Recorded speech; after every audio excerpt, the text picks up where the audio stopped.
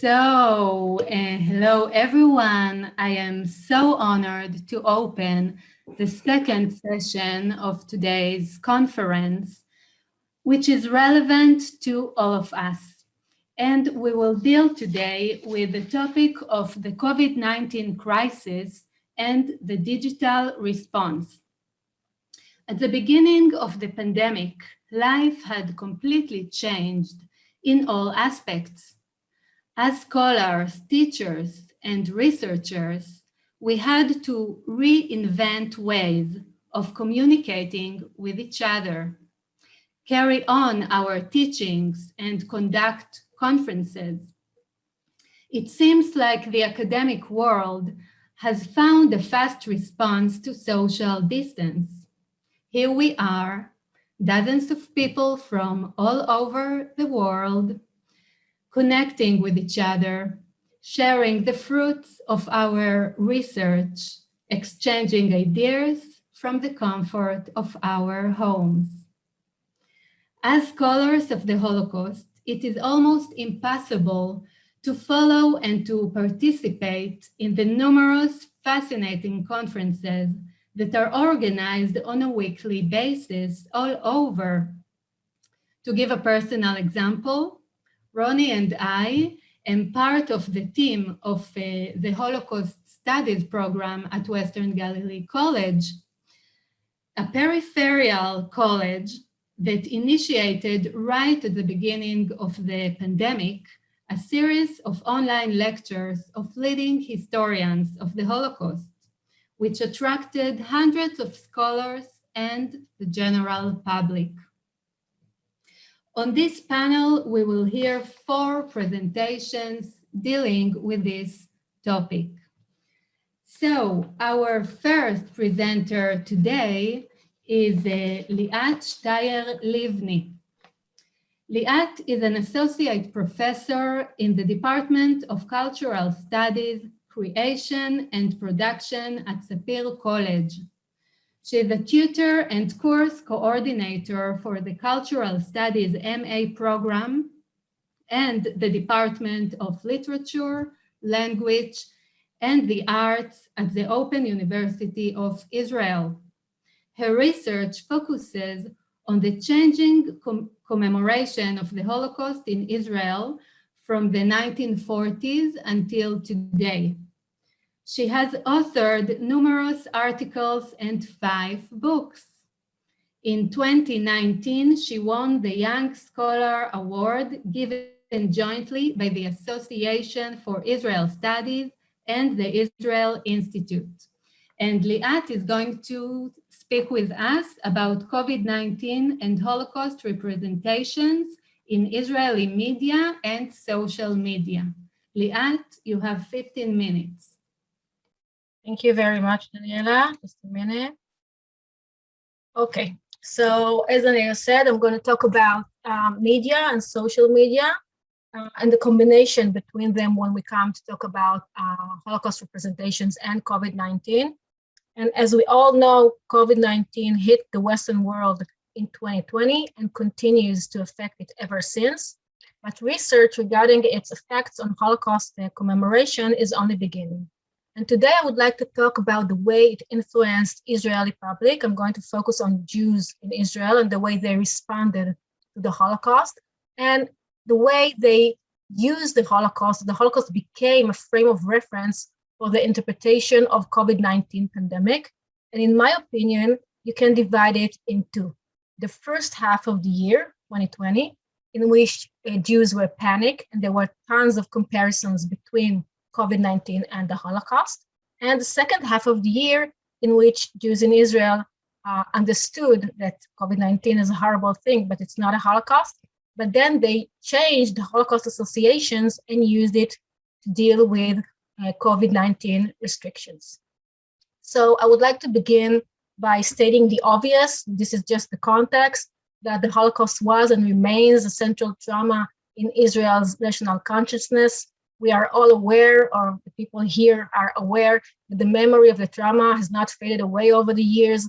On the contrary, especially since the 1980s, Holocaust representations and the public discourse have only grown stronger.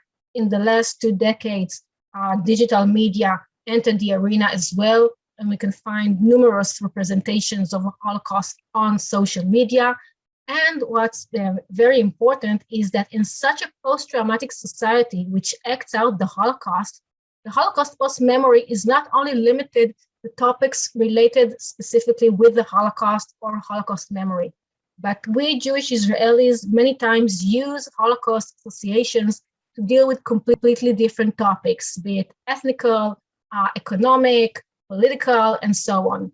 So when we talk about this combination between COVID-19 pandemic and Holocaust association, in a way, it's not a new thing. It's just a new link in a long chain of Holocaust associations intertwined with other subjects.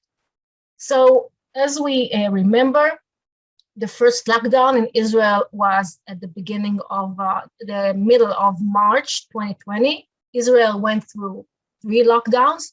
And since the very beginning, Holocaust associations just burst out in the media and in social media. And what people did is comparisons. And when I talk about people, I talk about regular people, not in the Christopher Browning sense, but just normal people. And then you can find politicians and journalists and so on. Comparing between the Holocaust and COVID-19, I have tons of examples. I'm gonna show you only a few because I don't have the time. So Ranan Shaked, a famous journalist in Yediot Ahronot, he wrote on March, Corona is a ghetto. There is nowhere to run. You cannot go abroad and to escape the Corona. If I found a smuggler that will take me in the dead of night to some European shore, I will discover that it was conquered as well by Corona forces. And as you can see here, this is a clip from the Haaretz newspaper, and it was taken after the last stand-up show was acted at the night before the first lockdown. And the title says, like the interviewers, I attended the last stand-up show in Israel, meaning we're getting into the lockdown, like in the Ghetto Warsaw. I attended the last stand-up show in Israel, meaning getting into a lockdown and Warsaw Ghetto is the same thing. And the combination between the Corona and the Holocaust was manifested in numerous places, in the media and in social media. People wrote on social media constantly how the situation reminds them of the Holocaust, how COVID-19 caused them to contemplate on the Holocaust more frequently. And in a way, media also encouraged it. What we saw in the media, in the old media, meaning newspapers and TV, is that Holocaust survivors were brought in, or there were short documentaries about Holocaust survivors, in which they were asked to give the Israeli public proportions, meaning talking about the Holocaust and explaining that even though there is a lockdown, there is a disease, there is a growth in anti-Semitism and so on, life in 2020 Israel is not the same as the Holocaust. It sounds ridiculous, but this is exactly what they did, meaning they compared and contrast, but within the contrast, there was a comparison. You can see here this nice man, this Holocaust survivor who talks about Buchenwald, and the picture here that was taken, this is his picture 4 days after the liberation of Buchenwald. And he says, "Your home," he explains to the Jewish Israelis, "Your home, do you have a blanket? Do you have something to eat? You're not getting beaten. You are employed. Do you know your daughter and grandchildren are healthy? So it's not terrible." Meaning, listen, this is not a Holocaust. There was an interview with a Holocaust survivor named Arya Nativ. It was published in Yediot Ahronot and also in Yediot Ahronot's Facebook page. Received tens of thousands of comments, and in which Holocaust survivor Arya Nativ explained again the compare and contrast between COVID-19 and the Holocaust. And he said, after the ghetto was liquidated, we stayed for a year and a half in a small basement underground without going out once. And as he talked about it, he explains why today, when he sees Israelis who do not apply to the Corona restrictions, he gets really mad. And this post received more than 10,000 likes, numerous shares. And in the responses, people wrote him that they completely understand what he's talking about. All of the last time, all I can think about is the Holocaust, wrote one person, and so are the others. I think exactly like you. I remember the stories of my mother from the Holocaust and so on. So again, the Holocaust arose when we're dealing with COVID-19. And it became such a phenomenon in the first part of the year that Efrat Griner, who's a poet and who works in Remembrance in the Living Room, felt she was compelled to write this blog asking, pleading the Jews in Israel to stop. And she said, as a third generation who grew up on the stories of hunger, death, and terror, I'm appalled to hear people comparing life under Corona to what my grandparents went through a few decades ago.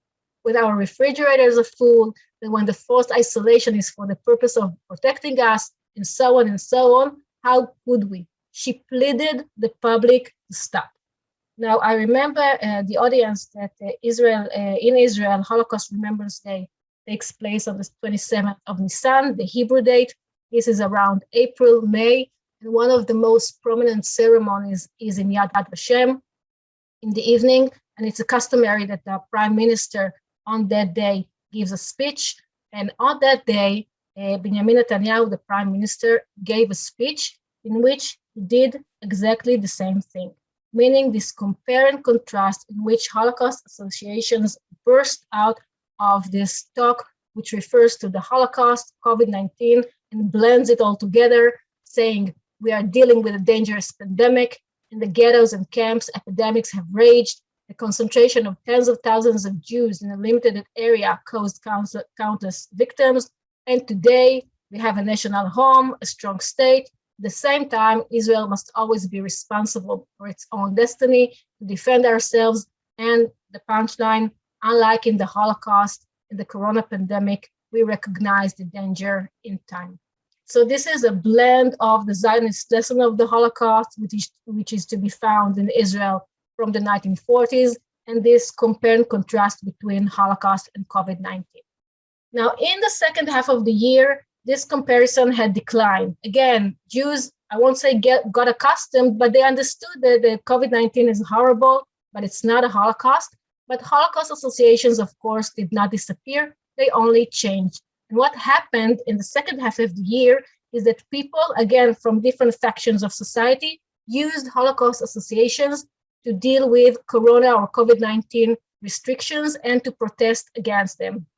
This is Rafi Baje, who was the head of the self-employed people in Israel who raged against the government, who took away their livelihood because everything was closed. And when he was interviewed on TV, the phrase he chose to describe what they're going to do or what they're not going to do is that will not go like lamb to the slaughter. And again, this is a very well-known phrase within Holocaust studies, and of course in Israel. It was coined by Abba Kovner, but in Israel, especially in the first decades, it was used as a critical phrase against Holocaust survivors who seemingly did not fight enough against the Nazis. This is how he chose to describe something completely different. In one of the times in December 2020, there was a haste decision that people who came to Israel from abroad will be stopped at the airport and then will be taken to Corona hotels so they won't spread the disease all over Israel. And they were reported about it only on the airplanes. And this woman was interviewed later, and her way of describing what happened to them when they got into the airport and were taken to Corona hotels is that we were hijacked to Corona hotels. The elderly felt like in Auschwitz. Okay, Corona hotels in Israel 2020 is similar as in Auschwitz. The ultra-Orthodox community is another example. It's well known that the clashes between ultra-Orthodox society and the Israel authorities have numerous times the ultra-Orthodox society or factions of it use the term Nazis against the Israeli police and so on, but it grew tremendously during 2020, and there were places in which ultra-Orthodox wore yellow badge to describe what they feel against Israeli authorities, because many parts of ultra-Orthodox society refused to follow Corona restrictions. And here is one time when the Israeli government have asked the Ukraine government to close the border because in the Israeli New Year, there are thousands and tens of thousands of ultra-Orthodox who arrived to the burial place of Reb Nachman of Breslav, and Israeli government knew about it. She wanted to stop it. And what the ultra-Orthodox did is wore a yellow badge with the name of the prime minister and the name of the head of the Corona Council, Professor Gamzo, to show how they feel about this restriction. You can find these combinations between the Holocaust and COVID-19 also elsewhere in the world. This is something new that Amazon showed. There were t-shirts in last couple of days that were sold of Amazon, people who are a part of the anti-vaccination movement. So Israel is not the only place in which one can find it, but in Israel, it was an amazing part of the protest against vaccines. Again, I have tens of examples, only few. You can see here, yellow badge equals a green passport. A green passport is what they give in Israel to people who got the vaccination. Vaccination liberates, and you see here the woman with the yellow badge. This is how a man went into a live studio to talk about why he opposes vaccines. Again, use of terminology, selection, Mengele, you're danced around like sheep, and numerous of other examples, all part of the anti-vaccination movement. And what happened last, this is the last part of this comparison between the way people resent COVID-19 restrictions using Holocaust associations, is they turn against Professor Rabb, the head of the infection disease unit and laboratories at Sheba Medical Center, because now what's on the table is not vaccination for the adults, but a vaccination for the children. And she got threats on her life because she wants to do it and she promotes it and so on. And you can see here many responses like, you're Hitler's neighbor in hell, you're gonna be Hitler's neighbor in hell. And here on Talk with the News, a woman said, I think that what she does is a crime. She's an actual Dr. Mengele. Okay, this is because she wants to get the children in Israel vaccinated. And the fact is that Professor Rabb is a second generation. Her parents survived the Holocaust, barely survived the Holocaust. And in one of the interviews, she said, tearing, that she cannot believe that being a second generation and doing so much for Israel during the pandemic, and she did do so much, these are the responses, but this is how the Israeli parts of the Israeli public react to what's going to happen with the vaccination to children.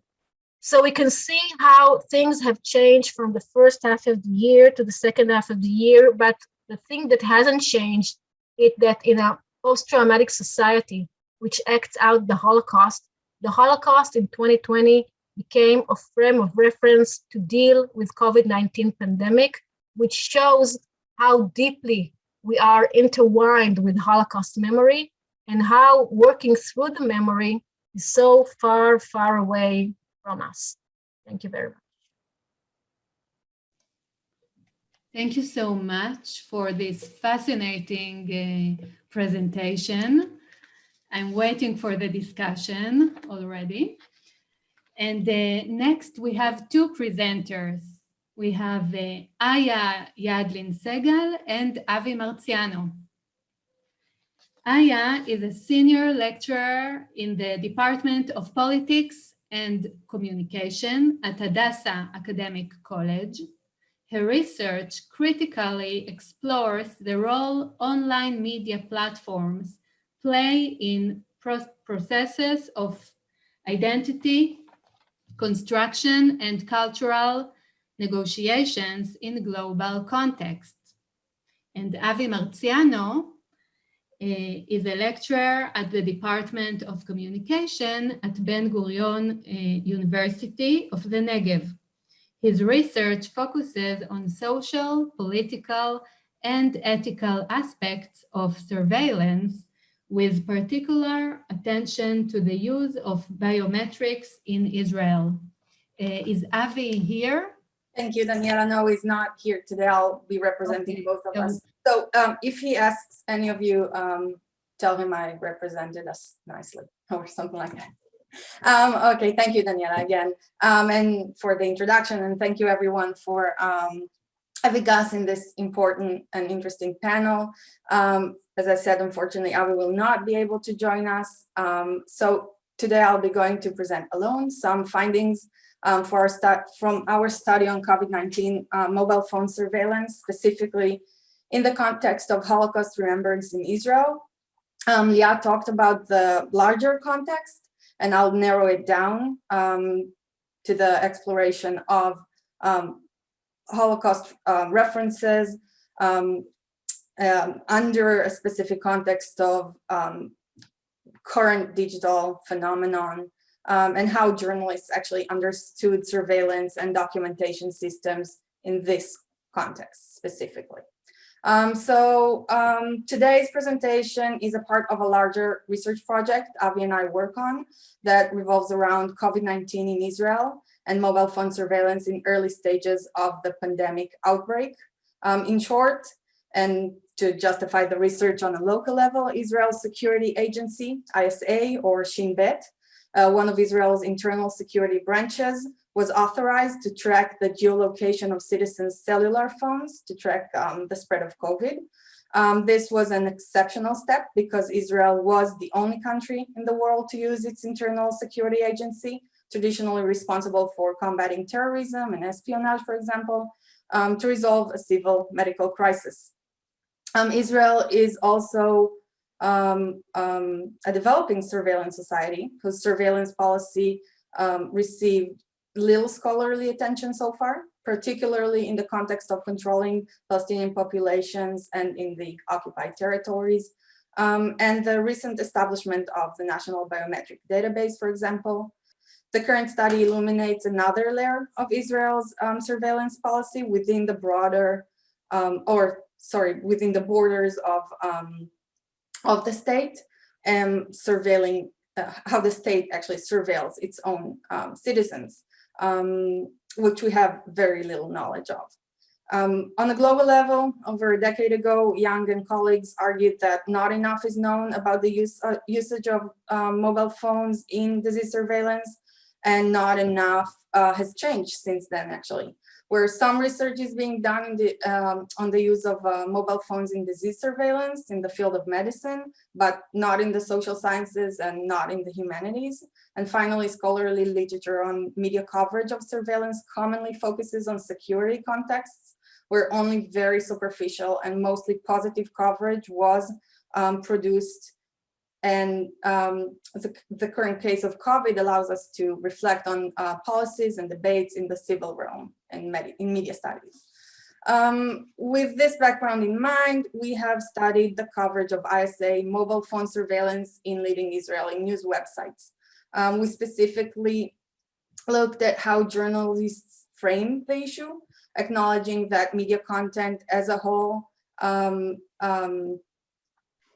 and journalistic coverage in particularly reflects pervasive imageries and metaphors in a given society while providing vocabularies and attached values to events through which issues are constructed and are decoded.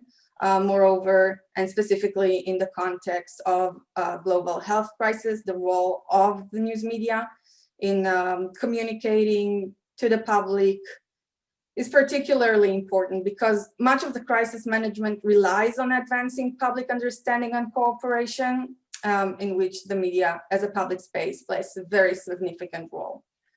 In terms of methods and corpus, we have analyzed the coverage of ISA mobile phone surveillance in 4 leading news and current affairs websites in Israel: Ynet, Haaretz, Walla, and Mako.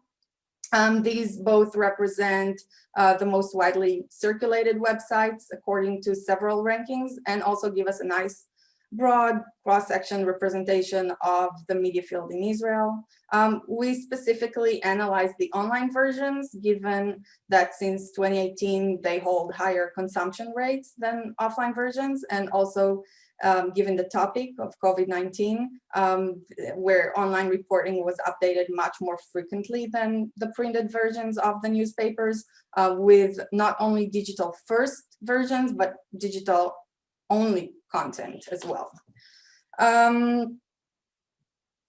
We collected 155 journalistic items. We collected news reports, features, editorials, and op-eds that were all the items that were published during the first wave of the pandemic in Israel between March 2020, following Israeli Prime Minister Netanyahu's first announcement stating the implementation of ISA mobile phone surveillance, and to June 2020, following Israeli Supreme Court's decision to discontinue the surveillance pending parliamentary legislation. And while I'm a true methods geek, I'm going to quickly glance through this slide, and if anyone wants, we can geek together over this topic during the Q&A section.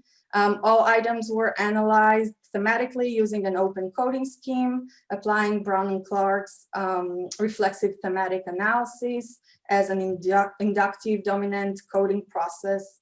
This was done to answer the main research question: what are the themes that identify the coverage of this digital media phenomenon? And now is also a good time to remind you that today's presentation is a part of this larger discussion, of the larger project, where we came up with several other themes. But this presentation, today's presentation, discusses one specific sub-theme that explores the practice of employing the memory of the Holocaust as an interpretive locus for unpacking surveillance practices and their outcomes. Specifically, I'll use a few examples out of this theme and out of the larger corpus to demonstrate how ISA surveillance coverage became a site for a construction of non-commemorative collective memory of the Holocaust and of World War II.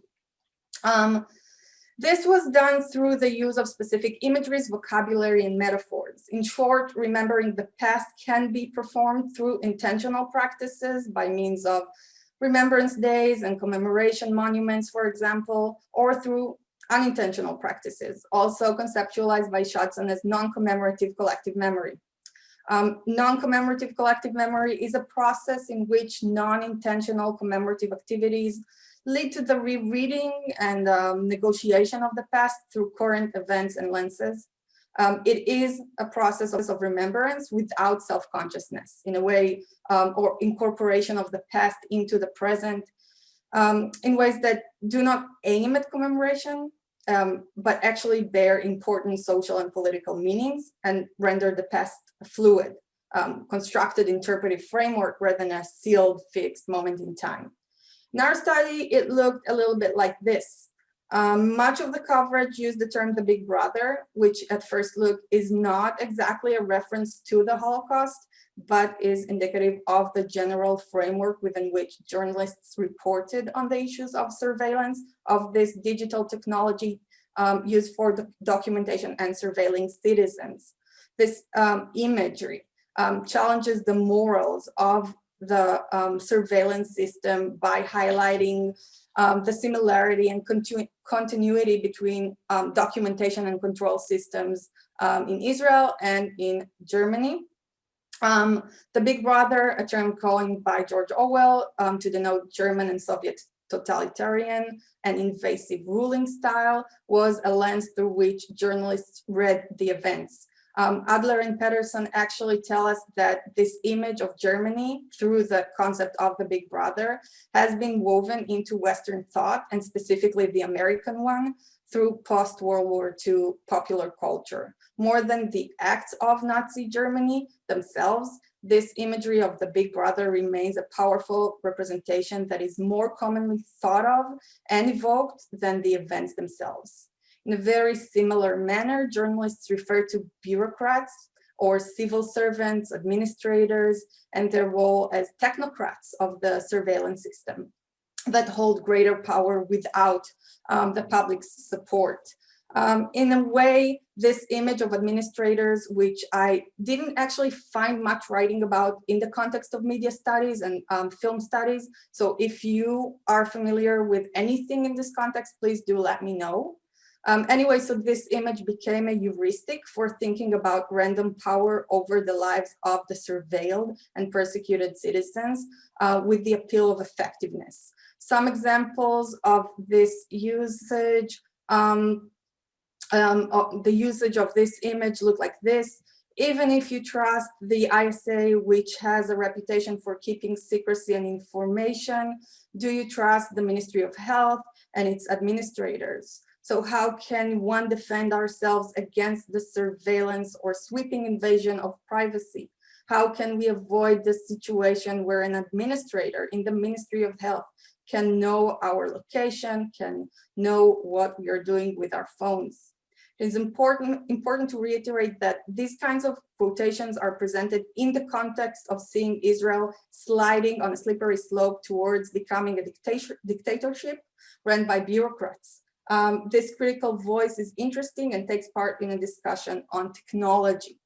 Another example in this context or of this rhetoric is seen specifically in writings about Sigal Sadetsky, the head of the Public Health Service, and it kind of denotes her misuse of public positions. She's neither a leader nor a public figure, rather she's only a senior administrator in the Ministry of Health.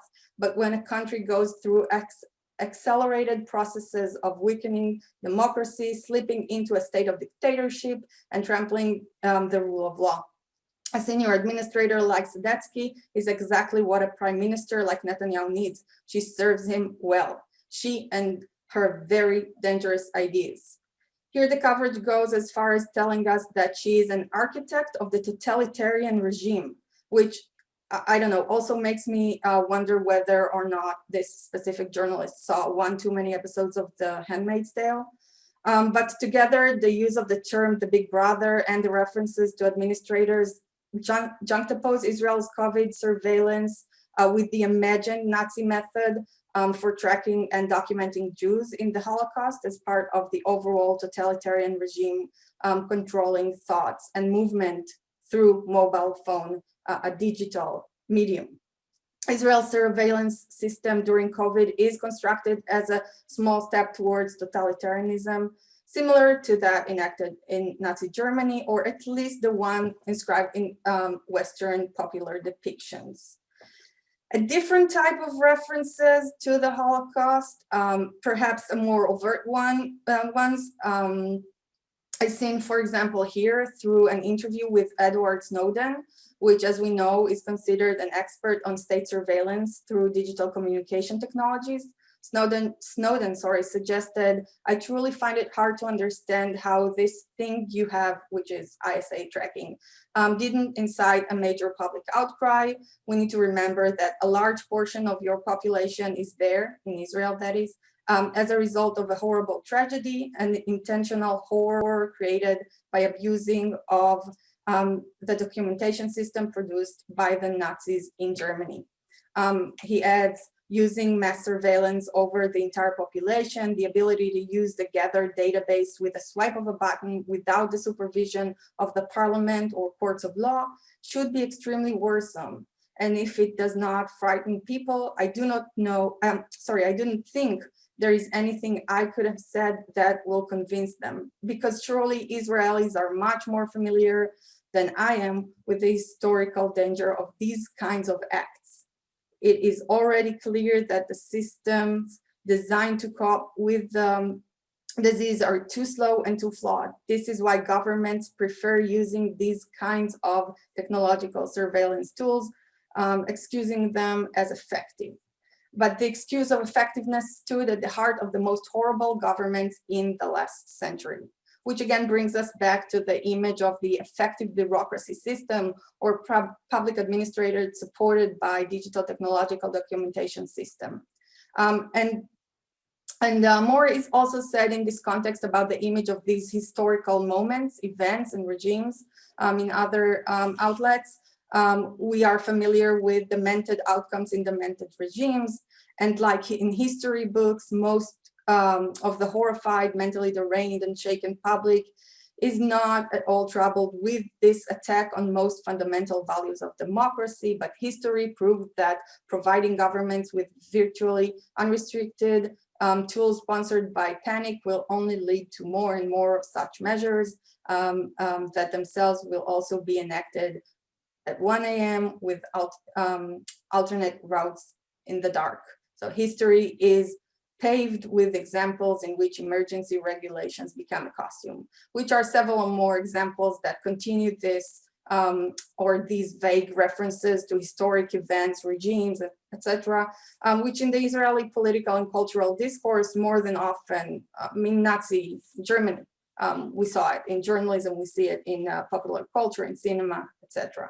And specifically on the connection of ISA to the Holocaust, journalists tell us that in the early years of the ISA, their official website shamefully admits it was tasked with the state internal affairs, which the government defined as national objectives that reflect the resilience of the state, with these aiding the police against activists protesting agreements between Israel and Germany.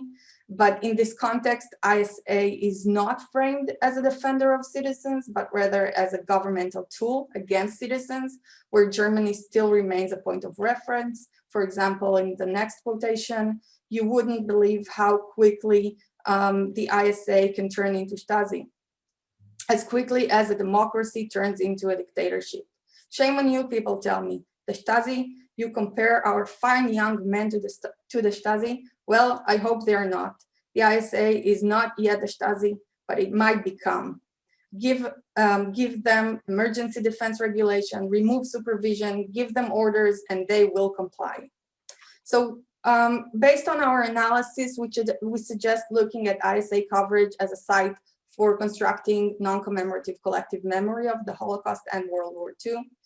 This memory frame we presented today, whether explicit or implied, allowed the construction of dreading negative frames of this regulation, of this medium, the mobile phone and mobile phone surveillance. Through references to the Holocaust and Germany, journalists made themselves agents of memory without the intention of commemorating. The coverage of ISA coronavirus surveillance included historical references that framed mobile phone tracking as a larger moment in time. Historical narratives and memories in this case became a reference point to who we see ourselves as a society, a fertile ground for imagining a national persona against a dark historic backdrop. Here, collective memory became a journalistic tool for meaning making of current events and enhancing their value. It became a means for explaining complexity of an event, the tracking of citizens in a global pandemic, and its way in the world, but employing the memory of the Holocaust in a context that at face value seemed the farthest from its occurrences in the context of mobile phones as related to a global health pandemic in the year 2020. It teaches us that in the Israeli society, just like Liat mentioned earlier, the memory of the Holocaust remains a handy, immediate framing device. As media scholars, we constantly ask journalists to embrace a critical perspective on such state projects. We expect them to ask questions and raise doubts in their coverage, but what we saw here is not necessarily a productive criticism, specifically because it was found in past studies that journalistic coverage of surveillance systems, projects, and protocols are usually covered through supportive lenses. We should be happy that we have a critical one. But actually, when it comes to the coverage of global pandemic as it unfolded, it seems that journalists missed an important opportunity to discuss ethics of surveillance alongside power, alongside control. We're stressing historical threats, historical urgency, and appeal to fear and emotive language through emotive references to the Holocaust and Nazi Germany actually became a pitfall for rendering readers to a large extent, less informed about the current meanings of the surveillance system. Thank you very much. Thank you very much, Aya. And now let's move to our third panelist for today. Anat Bratman-Elhalel. She's working at the Ghetto Fighters House Archive as a senior archivist since 2007. She's also the director of the archive for the last 10 years. She is the leader of the Accessibility and Content Digitization Project, which contributes to the exposure and accessibility of the archive through technological tools and means. She is in charge of the archive facilitation for scholars and students. She is coordinator of joint projects and collaboration with various Holocaust archives and institutions. Anat is a member of the museum's new exhibition team. She holds a BA in Psychology and Hebrew Literature and an MA in Cultural Studies. Her thesis focuses on the formation of Holocaust commemoration ceremonies in Kibbutz Lochamei HaGetaot. And Anat is going to talk to us today about We Assembled Here at Home, Challenges of Holding a Virtual Remembrance Event. Anat, the floor is yours. Thank you, Daniela. Just a minute. Okay. So I will discuss the transition we've made at the Ghetto Fighters House from a mass assembly to a virtual Remembrance event due to the Corona crisis. One of the highlights of the annual commemoration activities of Bet Lochamei HaGetaot is the commemoration assembly that closes the event of Yom HaShoah. The first commemoration event was held by the founders of Kibbutz Lochamei HaGetaot, members of the Dror movement, on the 19th of April, 1949, the 6th annual day of the uprising in the Warsaw Ghetto. Henceforth, the assembly is held every year on the night closing Yom HaShoah. The assembly is held in the open-air theater at the foot of the museum. Several hours before the beginning of the event, youth gather in the blue and khaki movement shirts on the lawn by the museum. Although it's Yom HaShoah, there is something festive in the air. The entry to the event is free to all, and there is no need to register beforehand or reserve a seat. Thousands of spectators, young and old, from near and far, gathered to watch a stage performance whose program was determined decades ago when the poet Chaim Guri was invited to write the pageant script. Several variations in both form and content have been made since, but certain elements remain untouched and have turned into a tradition, a kind of Haggadah. The commemoration assembly at Lochamei HaGetaot is the assembly of the people, and the watching audience takes part in the act of remembrance and commemoration. Along with the formal parts of the ceremony, such as the speeches of the notables, there is also a strong sense of togetherness that stems from the audience participation and inclusion. The COVID-19 pandemic forced us to think outside the box and alter our museum activities. It is painful to see a closed museum deserted by its visitors, the exhibitions resting in the dark. The thought that we would have to give up on the annual assembly that has been held consecutively for so many years was difficult and pushed us to be creative. Hence was born the idea to produce a virtual event. Live television broadcasts of state commemoration ceremonies of this kind have been done for years, but we had something different on our minds. We wanted to create an event that would keep the sense of communion, melting the sense of isolation and alienation that were forced on us by the pandemic. We aspired to create an event that would draw the visitors closer and tell our story in our own unique way. Since then, we produced a second virtual assembly, and I wish to share with you my insight from both events. The broadcast of the 2020's assembly began with a video shot of a cellist performing with her back to the theater stage, and before her, the numerous empty seats of the open theater. The camera moved purposefully, slowly along the empty seats, highlighting the absence of the audience, yet with an intention of forming an understanding that in spite of all prohibitions and limitations, the assembly is being held. Alternately, the camera moved to the cellist with close-ups on her facial expressions and body language. The ability of the camera to pull the audience close to the musician is a relative advantage to the faraway gaze of the audience when sitting in the amphitheater.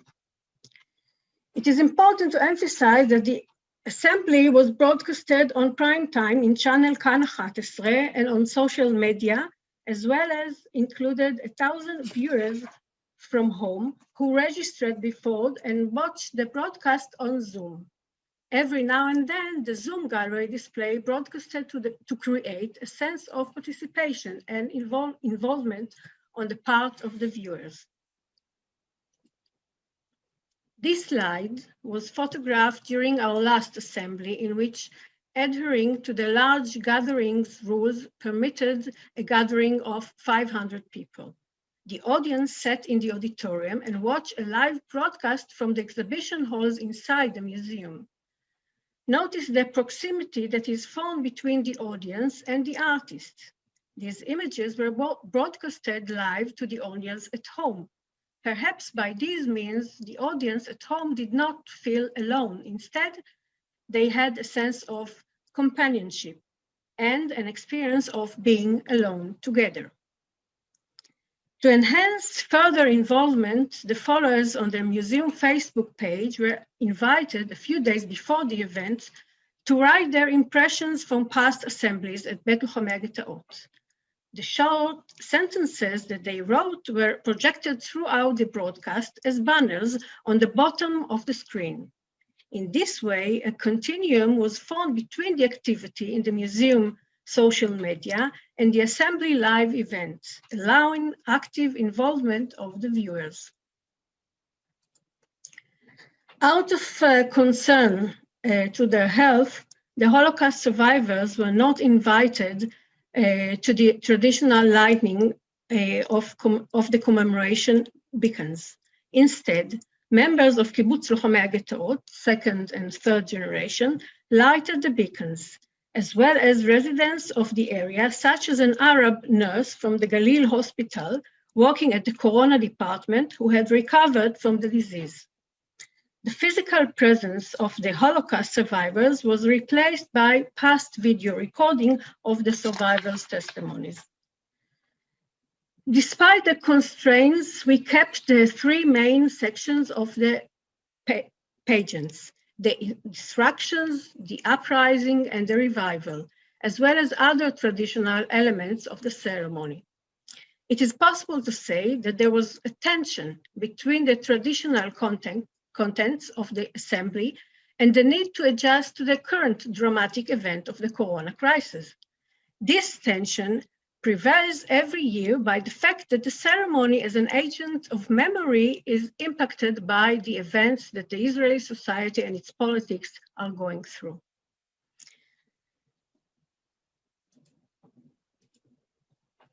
The assembly is closed every year with the song of the partisan and the national anthem Hatikva. These are highlights moments in the ceremony when many youth, soldiers, and cadets walks down the open theater between the rows of seats, holding the flags of Israel, walk up the stage where they stand together. A singer, a choir, as well as musicians perform the songs with great impact. On the first virtual assembly, the song of the partisan was sang entirely different. Yaakov Guterman, a Holocaust survivor, was filmed by his family using a cellular phone in his home at Kibbutz HaOgen, wearing jeans and a simple t-shirt. He sang first in Yiddish, then in Hebrew. This minor performance, so different from the usual grandeur, had something intimate and unmediated about it. It is worth noting that when the Hatikva was sang, as well as the reading of the Izkor, the viewers at home were asked to rise to their feet. The director switched the camera from the Zoom gallery display to the singers at the museum. The major advantage of holding a virtual assembly is that it allows hundreds of thousands of people in Israel and abroad to be exposed to it, while usually it is only a few thousands who attend it every year. No doubt that for Bet Lachomei Ghetto, which is located at the periphery of Israel, it is a great benefit, allowing us to expand our audiences. Another advantage of the virtual assembly is that it is much more punctual when it comes to timing. The transitions between the various parts are quick and flowing, and there is no loss of time. The broadcast is exact and focused. Also, audience in a traditional assembly is a captivate audience. No one leaves the amphitheater if the speech is too long or if it doesn't enjoy the musical piece. The virtual ceremony, on the other hand, had to be engaging at all times, to be moving and varied. As with a single wave of a finger, the viewer can zap to another station. Although we are not bound to the state ceremony protocol, we do wish to shelter under the wings of the state leadership, giving the ceremony a semi-national aura. It is much easier to convince the president of Israel or another top state official to participate by sending a recorded speech beforehand and hence have saved the travel to the north. Just like the cellist who the audience can follow her every movement, so the president can be much more close to the audience through the virtual media. The video recording of the ceremony took place in the museum exhibitions hall, stemming from the wish to recreate the atmosphere of Yom HaShoah, when numerous visitors arrive in the morning for a tour around the museum and then stay on for long hours until the beginning of the ceremony. COVID-19 pushed us into an existence of loneliness and alienation that had invaded almost every aspect of our lives. The inability to hold a cultural event with a live audience is just one example among many. Yet, the possibility of holding a virtual event has allowed some measure of congregation with the advantages that I have described. Together with that, with all the creativity and effort invested, still something of the intimacy, as much as that can be said on a mass assembly, something of the typical togetherness of the traditional assembly cannot be recreated on a virtual ceremony. Although a measure of closeness is formed during the virtual event with the performing artist or the Holocaust survivor, when his or her story are shown, or even when the notables speak, yet still there is a detachment from the other viewers. You cannot share your silent emotional reaction to the event. The spectator remains alone most of the time as he sits before the screen.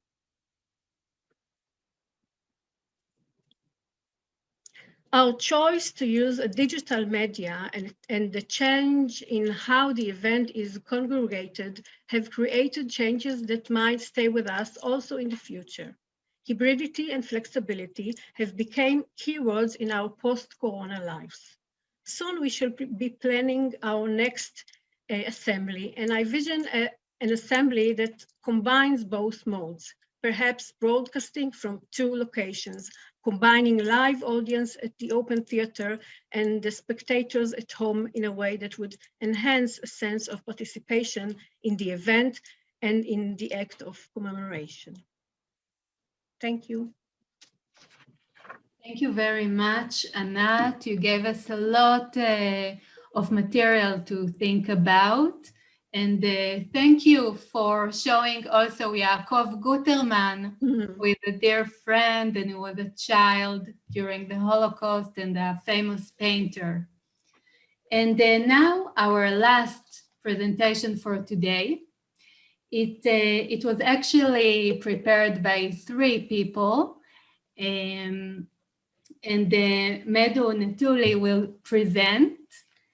Is an education officer at the Johannesburg Holocaust and Genocide Centre over the last 2 years. He holds an honors and master's degree in gender studies, and he previously, before joining the Johannesburg team, he worked for the Durban Holocaust and Genocide Centre for 5 years as an education officer. And I want also to mention the other 2 individuals who worked on this presentation. Catherine Boyd, with the education manager at the Johannesburg Center, and has been working in the center for the past 5 years. She holds honors degree in history of art from the University of Witwatersrand and a diploma in graphic design from the Cape Peninsula University of Technology. And Rene Pozniak, who is an education specialist at the Johannesburg Center since 2014. She holds a BA degree from the University of the Witwatersrand in Law and Communications, as well as a paralegal diploma and an education diploma in Jewish studies. And Medu, you're going to speak about practices and challenges in digital Holocaust and Genocide education, the case study of the Johannesburg Holocaust and Genocide Centre. The floor is yours. Thank you, Daniela, and thank you for those introductions. I'm just going to share my screen. Let me just optimize sound. No, let me just start again. Presentation. There we go. And then full screen. All right, so yes, I'm going to, so firstly, thank you for inviting us to speak at this conference. So my focus, our focus is going to be on, as you said, practices and challenges in digital Holocaust and genocide education, the case study of the Johannesburg Holocaust and Genocide Centre. So while the Johannesburg Holocaust and Genocide Centre has many facets to our work, so my focus today is how the education department of the center has been able to deal with the health pandemic. But before I go any further, I'm just going to introduce, so you sort of introduced us, so we put this presentation together, and we are the 3 members of the education department at the center. So it's myself, and then there's Catherine Boyd, and then there's Rene Pozniak. So that's the education team at the center. There are other people also who help us in terms of running the department, in terms of the administrative side of things, but we are the 3 educators of the center. So the center was opened in 2019. So it was established in 2008, but officially the building that we call the center, our premises where we function and do our work, was officially opened in 2019, in March 2019. So this was, of course, a very exciting event. And the center is a space of memory, lessons for humanity, as well as education. And we feature a permanent exhibition that looks at 2 case studies of genocide in the 20th century. So we look at, obviously, the history of the Holocaust, and we also look at the history of the 1994 genocide against the Tutsi in Rwanda. So those are the 2 main case studies that we use in our work, while we touch on other genocides also that took place within the 20th century. We also examine connections between genocide and contemporary issues. So we speak about xenophobia and racism in South Africa today, but elsewhere as well. As I mentioned, we were established in 2008, but officially opened to the public in 2019. And this came about through a public public-private partnership between us and the city of Johannesburg. So the city of Johannesburg is a partner, and we also have our private funders and donors that support us. So it's a public-private partnership in that way. Because of COVID, the center had, pre-COVID, the center had an existence, a digital existence before COVID. So largely, so I'm just showing you a few images of what the center looks like, but I'll show you a few more images as I go along. So we had a digital presence in terms of our website. So we had a lot of resources and information, and also our social media, our Facebook page, which also had some information about us. And just before COVID started, just before the first lockdown in March 2020 was implemented, we had just started a SoundCloud page. So we do podcasts, and then we publish our podcasts on our SoundCloud page.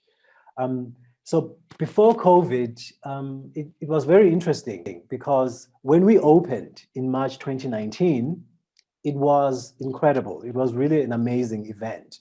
And the amount of support that we gained from schools, from the public, was incredible. In fact, within that year, we were able to present and facilitate educational workshops to over, I would say, over 5,000 students from various schools who came to the center. And we were able to host various other events like lectures and other social events very, very successfully. So it was incredible. And then literally within the space of that year, in March 2020, COVID hit, and then the first lockdown was implemented. And nobody expected this. And so we had to re-strategize. And some of the marginal practices, the marginal digital practices that had been there maybe as access platforms suddenly became very important and had to be expanded. So as we migrated to the digital space, what did we do? How did we manage to regroup and adapt to the digital space? So there were various platforms that we tried and have proven to be very successful. So one of the things that we began to do was to do a weekly podcast. As I mentioned, we had just started our SoundCloud page, so we had already started doing podcasts, but then this became a bit more permanent. And also in terms of webinars, we started doing a lot more webinars. And one of the things that Anat was saying in her presentation just before I started speaking is that a digital presentation has a few advantages that perhaps a live presentation doesn't. The subject matter is very clear, and the speaker also is very clear about the timing of that presentation. And one of the things we found about webinars particularly is that they are very cost effective, because you could have a speaker from the United States or a speaker from Israel or a speaker from London giving a talk about something related to the Holocaust without having to fly 24 hours or 16 hours across. So this was very convenient. And also we were able to reach, I would say, about 30,000 people in their homes, in their offices, purely because the convenience of the digital platform has worked very, very well. And so there are a few advantages that we've discovered through this time. And then also, we also started to become more serious about producing digital educational resources. And one of these resources would be in the form of academic papers or semi-academic papers. And we used to call them mini papers. So it would be something related to our work that would unpack a particular topic about the Holocaust or Holocaust education or genocide education. And then we would be able to publish that paper in either in our website or in our social media. But these digital educational resources became very, very helpful as well. And also one of the things I'll speak about is our online education programs. And because schools were not able to come to us, to the center anymore, we had to be very inventive about how we continue our education work. And one of those initiatives was to do online education programs, where whether it's in the classroom or when students are in their homes, we continue to present our work to them, but via Zoom, for example, via this platform of Zoom. And another platform that we used was virtual tours, where because the public was not able to visit the center, we created virtual tours of the exhibition. So we would create, maybe choose a particular room based on a particular topic, and then film a video that showcases the exhibition while unpacking a particular topic to the viewer. So in a way, we call that the virtual tour. And I have an example of one of our virtual tours that I will show you towards the end of the presentation. Now, while all of that was successful and continues to be successful because we are still within the health pandemic, there have been challenges, particularly in South Africa, because we are in South Africa. The Johannesburg Holocaust Genocide Centre operates in South Africa. South Africa is the most unequal country in the world today. And that is an extreme statement, but the reality of that is even more extreme in terms of economic imbalances and who has access to what. So one of the things we discovered is that while it's wonderful to be able to use the online platform to present our education work and to use various methods and techniques that make presenting education about Holocaust and genocide even more interesting and more educational, however, it needs people to have access to data or access to the internet. So unfortunately, because of this inequality, this incredible inequality that exists in our country, the minority of students in our country, the minority of families in our country have access to data, something as simple as data, or the internet, something sometimes we take for granted, but is very, very costly. And also certain schools are in locations that are not adequately provided in terms of resources in order to accommodate an education program online. So this was a very, very big challenge. And while we knew this all along, it was before COVID, we had a fund where we would be able to support a school. So for example, if a school wished to come to the center to partake in our program, we would be able to pay for transportation, and we would be able to provide them with some kind of refreshments or lunch. Now, unfortunately, this was not possible because traveling was restricted. So in terms of how do we get access to schools, this was very, very clear that we are simply not able to gain access to schools, even if we have a budget, but simply because of the lack of resources and the lack of access for those schools in those communities, because of this inequality, it was not possible. Another challenge also was space. If, for example, a school or a class has 30 students or 20 students or 10 students, it is much easier to conduct an online class because the numbers allow for the interaction to take place. However, if a class has 100 students, 100 and something students, and the classroom is not adequately spacious enough to be able to accommodate an online session, this was another problem as well. And again, it points to the inequality that exists in our country. So with all of these challenges, some challenges will remain because COVID is still with us. And then some challenges, hopefully we can overcome. So in terms of the way forward, as an education department at the Johannesburg Holocaust and Genocide Centre, how are we going to handle the way forward? So in a way, we've come up with what we call a hybrid program. And I think a lot of departments or a lot of institutions all over the world have come up with some kind of hybrid program where you combine the lessons that you've learned from these challenges, what has worked. So a lot of the online platforms have worked, but we also know that some things have not worked. So how are we going to be able to encounter those challenges that have not worked? So while we want students to continue to come to the center, it is important, again, for us to adhere to the reality of the situation. So we have to be very careful in terms of numbers, how many students we are able to accommodate at the center, and all the regulations that we have to adhere to. Again, in terms of numbers, we are currently experiencing the third wave in South Africa. So we don't have a lot of students who come to the center, but those that do come to the center, we make sure that we take the necessary precautions. Again, numbers will be a problem. So if a school has 200 students, that might be a challenge for us. So we might not be able to accommodate so many students at the center. So having said that, how do we then approach that challenge? Just before I move on to that, one of the interesting things that we are able to do, one of the advantages is that we have a few Holocaust survivors who are still alive and who are still able to tell their testimony. So how do we continue sharing these testimonies of our Holocaust survivors while combating the challenges of COVID-19?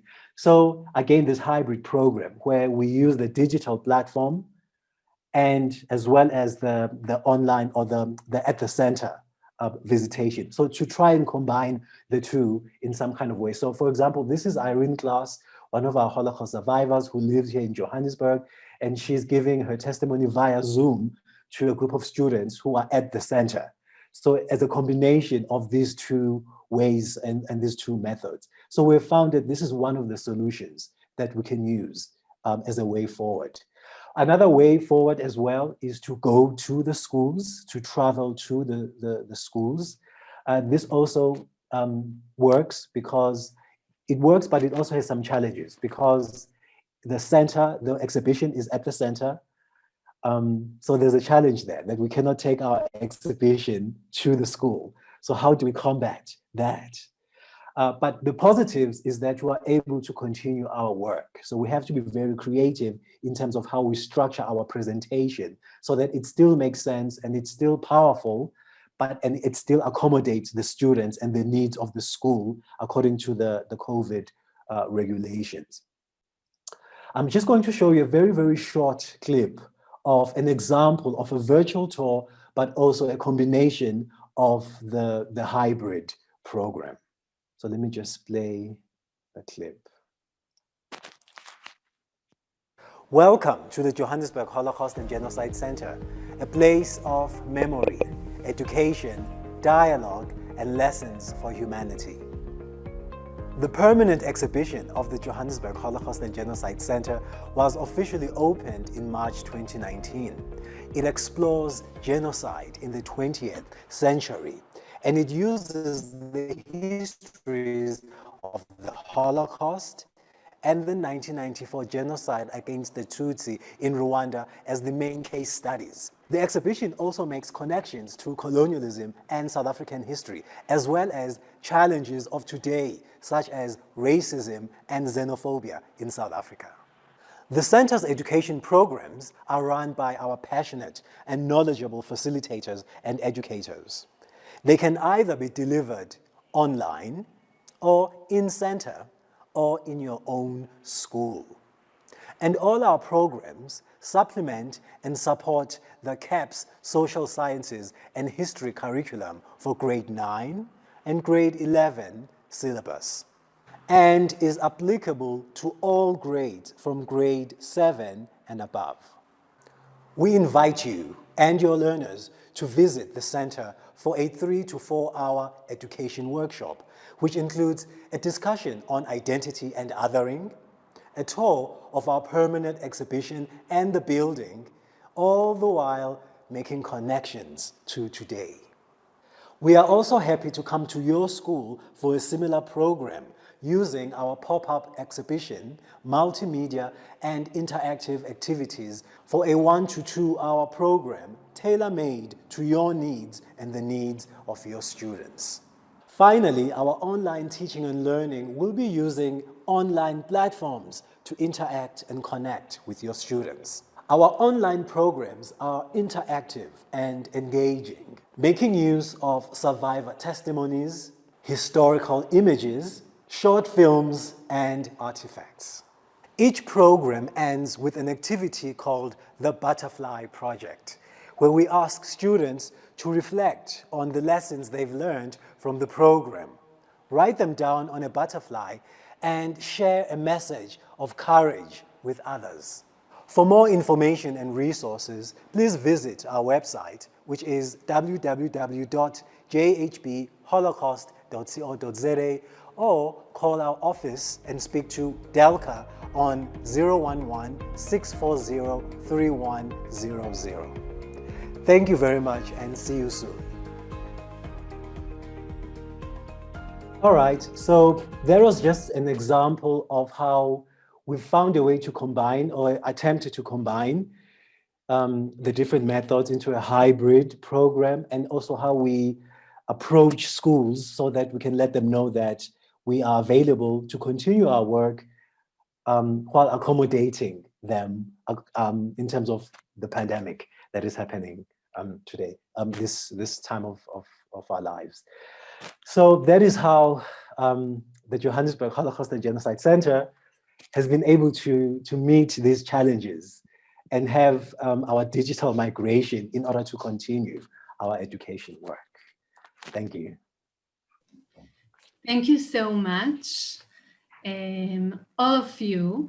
And now we still have a few minutes for discussion. So if anyone wants to ask, please raise your hand and I can ask you to unmute, and you can ask the question to any one of our panelists.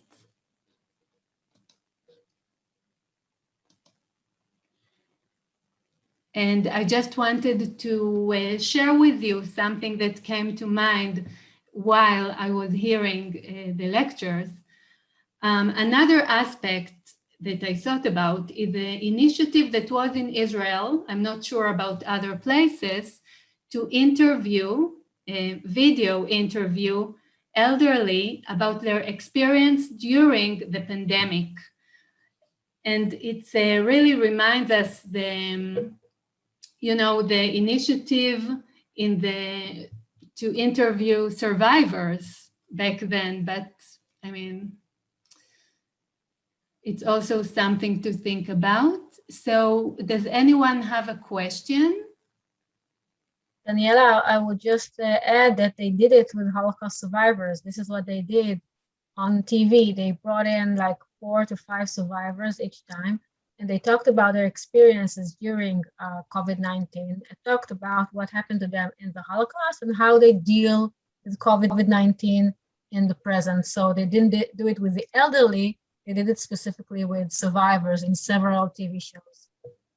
Okay, thank you. I know about another initiative that interviewed in general Jewish elderly, not necessarily survivors, but I can share with you later the information. And I see that Jackie and Tali wants to ask. So Tali, you want to go first? If Jackie doesn't mind. Liat, thank you for a fascinating presentation. I'm very curious, is there awareness in Israel of what you covered?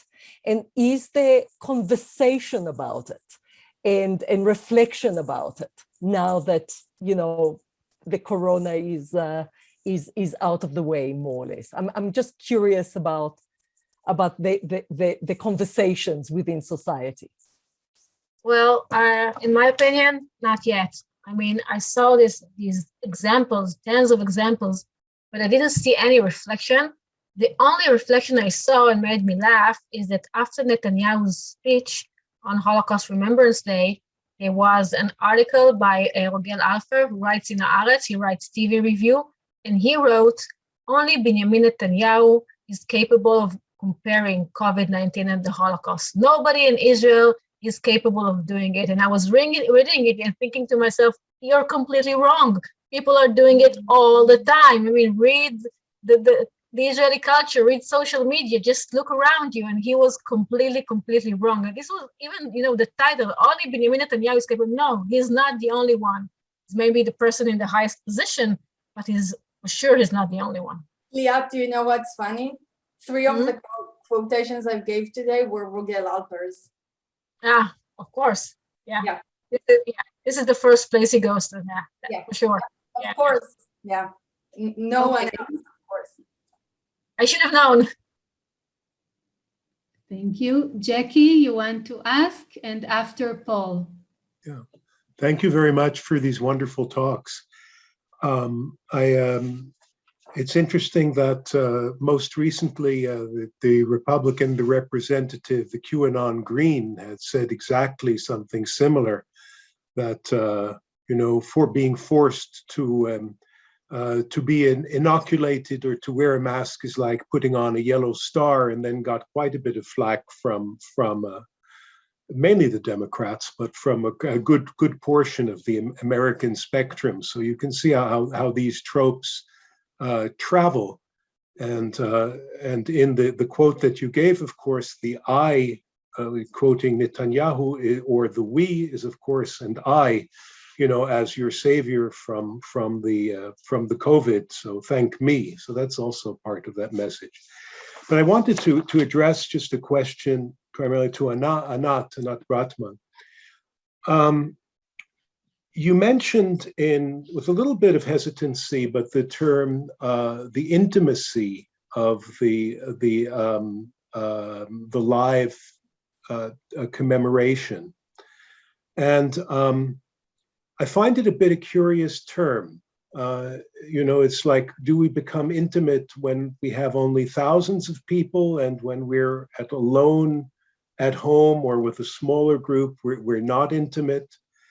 And I see that, there are interesting things that you've tried. My first question is, do you have any feedback on the reactions of people to the innovations and the changes that you made, or their feeling about the ceremony during last year, during COVID?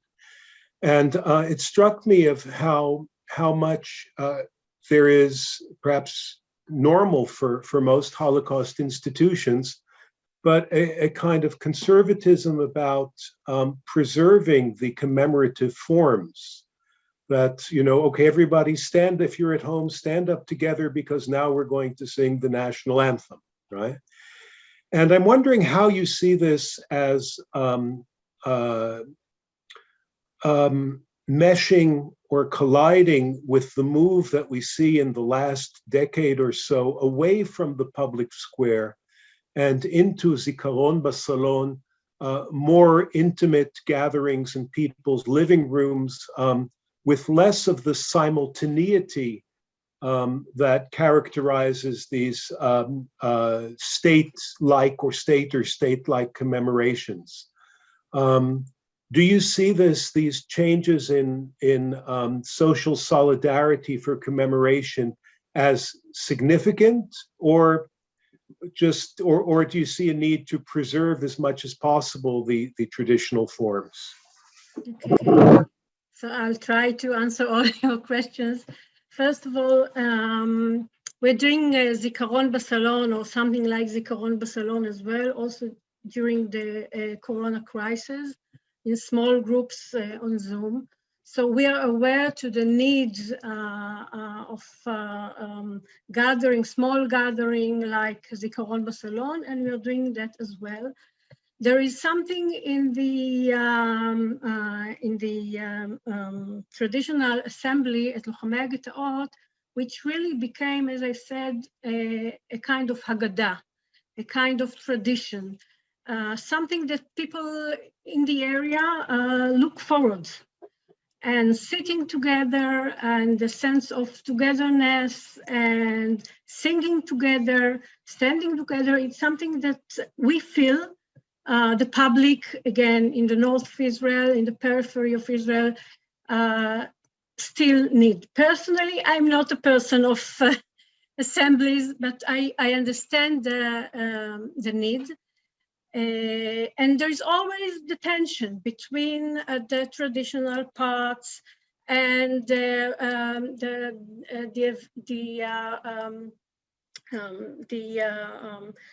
as we try to, to be, as you said, less conservative and adjust ourselves to new ideas and new waves in the Holocaust education and memory in Israel. So this is a kind of, tango between the traditional assembly at Lochamei Ghettoot, which is actually happening more than 70 years. And this is something you cannot, we feel we cannot stop. So I hope I answered your questions. Thank you. Thank you, Anat. Paul, you can ask, and then Stefania. Thank you. This question was also inspired by Liat's presentation, though it touches on other things folks have presented. So Liat, I wonder if you had the experience of feeling like you were seeing things happening in person or live people on TV doing things that you had first encountered happening on digital platforms, various kinds of platforms, and then thinking perhaps in light of Victoria's presentation yesterday, how do I, as a scholar, sort of theorize the connections between people's performances in the real world, either in person or on some sort of networked program, and then what they're doing on social media. And I suppose I see the Amazon purchase of the jersey with the gold star as a sort of culmination of a trend I was noticing last summer, where people were tweeting out first people were sharing things on Facebook with a picture of a deportation from Steir-Livny Ghetto. Then that became a political cartoon in Kansas, which showed the governor of Kansas wearing a mask and a gold star. We had the comments from Marjorie Taylor Greene just this past month, and now you can purchase this and wear this out in the real world. It was helpful seeing that in Israel, people have been wearing this sort of garb in these interviews for much longer. So my context is sort of an American one. But do you have a perspective on how we can, as researchers, theorize those entanglements between the digital performances and the sort of in-person political performances of people in these contexts? You're completely right. I mean, the classic media and the bottom-up revolution of social media and what's happening in the real sphere, they are all intertwined together. I think it began simultaneously in the media and social media, because I saw these newsreels of Holocaust survivors being interviewed on TV during the news and what's happening on social media. It happened at the first month of 2020. And afterwards, you can see another thing in which it begins from the street, bottom up, from the streets and from social media. And then classic media, meaning TV news and so on, echoes it by telling the public about it. So, see what's happening here in the streets. Look what's happening on social media. So it's always entangled, but the relationship in the first half of the year and in the second half of the year are completely different. In the first half of the year, it began simultaneously. In the second half of the year, when we're talking about, especially about the anti-vaccination movement, it began from below, and then the media reported it and fed it by reporting it. So. Thank you. Stefania, go ahead. Thank you, Daniela. I too was especially impressed by the first two presentations from Liat and Haya about how the Holocaust discourse was so used or misused during the COVID-19 pandemic. As a person living in Europe, specifically in Italy, I have been seeing plenty of this kind of examples on social media, less on press, on popular press, but mostly on social media. So first with the restrictions imposed with the lockdowns, and then with the vaccine campaign, and so on. My question is very specific. Do you think that this kind of use or misuse of the Holocaust discourses in this kind of situation can be considered a type of Holocaust trivialization or distortion? Aya, you want to begin? Sorry? Okay, now I asked Aya if she wants to begin. In my research, I believe that we must look upon Israeli society as a unique sphere of Holocaust awareness. I do it when I talk about Holocaust humor. I do it when I talk about Holocaust commemoration, because Israel is really an intense space of Holocaust awareness. And in this space, I would not call it Holocaust trivialization, but in my opinion, in a way, it only strengthens the fact that we are so entangled within Holocaust memory that we cannot let go in our daily lives, in the way that we interpret everyday life, in the way that we interpret contemporary situations. It's like it's a reaction to our post-trauma that doesn't let go. So if you look at it from outside, from Italy, and when you look upon what's happening in Italy and in other places, I don't think you can compare it to what's happening on Israel, because the context is entirely different. This is the state of the victims and of their descendants. And in the state of the victims and of the descendants, the way that we use the Holocaust must be regarded completely differently than any other place. It's not the same. So I would address it completely differently if it comes from the States, from Italy, or from any other place. But from Israel and from Israeli Jews, I think it must be researched and regarded as another unique type of Holocaust awareness and Holocaust responses, or responses to the post-trauma. I would add to that maybe not trivializing, but I would suggest that both media creators and consumers should more responsibly create those images. Specifically journalists, where responses to the pandemic, specifically now I'm talking about the pandemic, dependent on their informing the audiences, so the public. Much of our knowledge and information and responses to the pandemic relied on the information we got from mass media. And within this context, this very narrow context, I think that there was some responsibility that journalists didn't take into account using these kind of framing devices. But I do agree with Liat when we talk about the greater or the larger discussion about representation of the Holocaust in Israel. The conversation is a bit different. Thank you. And the last question from Ronnie. Hi, so I have a question for the South African team. I know you have quite a lot of survivors working with the center, and I was wondering how did they cope with the fact that for a few months at least, most of your work moved online, and what did you do to bridge this gap and to help them stay in contact?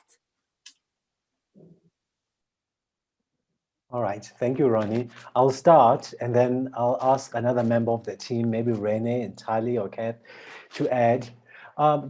Recently, we lost one of our survivors, Veronica Phillips. So it was and then we did a tribute video, or like a nice little tribute to her. It was not easy. So because Irene, the survivor that I showed in one of the pictures, she was still very keen to come to the center and to give her testimony, but her family was very worried about her coming to the center and being exposed to an audience. So some of our survivors are keen, but we have to be very careful as to, to protect them. But unfortunately, we don't have that many survivors left. And so we have sort of like a community not psychology, but support system that either phones survivors and asks them how they're doing, or visits survivors if it's possible. I don't think it's been possible to actually do physical visits, but there is some kind of community initiative that reaches out to survivors and asks and sort of checks on them how they're doing. We haven't been using them for schools as much, just Irene, but only maybe once or twice via Zoom. And just before Veronica Phillips died as well, or passed away, excuse me, she also gave her testimony, but also via Zoom. So one of the pictures that I showed you as well was of her sitting in one of the rooms in the exhibition, giving a talk to one of the schools via Zoom. So in terms of that, maybe I don't know if Tali and Rene and Kat want to add anything in terms of the support system of how the community reaches out to the survivors. Only thing I want to add is that sadly, in all of South Africa, we have 36 Holocaust survivors left. Just understand what we are dealing with. They're all vaccinated though. We only started vaccinating 2 weeks ago. So big achievement here. And many passed away since 2020. Yeah, Ronnie, 13 passed away in the last year. So we are dealing with a lot of loss as well and a lot of adjusting to do. But one of the digital things that we did do, two things, is that we are recording them for podcasts, for interviews about the stories, the artifacts, and so on. And also we published, and it's online, a survivors story education resource book that you can see on our website. And volume 1 is Holocaust survivors, and volume 2 is the Tutsi survivors from Rwanda. So we did use the time to also translate some of those stories, photographs, and so on into educational resources for our schools.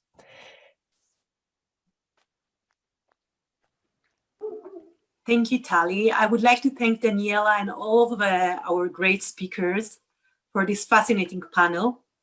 And I would like to remind you all that we are meeting again tomorrow for 3 additional, hopefully equally fascinating panels. And I'm looking forward to see all of you. And thank you for coming. Have a great evening. Thank you. Thank you. Bye. Thank you. Thank you.